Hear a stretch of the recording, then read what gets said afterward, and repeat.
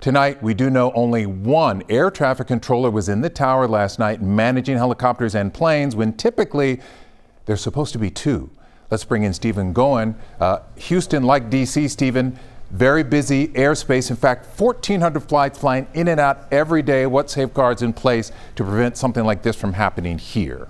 Well, and there are certain routes helicopters are supposed to take, but clearly disasters can still happen, and crowded skies don't help. Just like D.C., Houston sees a lot of air traffic. I mean, just take a look at this map from FlightAware showing everything flying above the city right now. Today, I spoke to a longtime pilot, now retired in Houston, who told us what we can take away from Tuesday night's crash.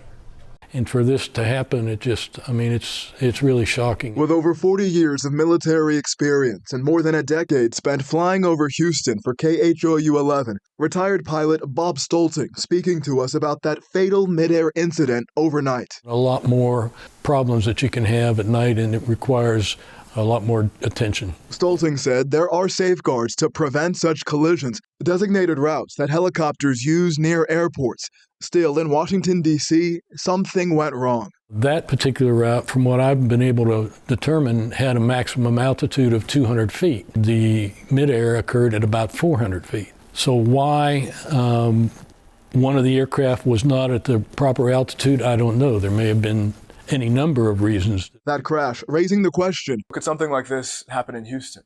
Around Houston, I don't think that this type of thing would be a problem because all of the routes are designed to go perpendicular to the airport, cross over the center and not underneath the approach or departure end of an active runway. Tonight, there are also questions as to why the Black Hawk helicopter involved in the crash did not change course. Stolting said from experience, military pilots are trained in ways to avoid disaster. You are authorized, in order to avoid an emergency, you're authorized to do anything you can.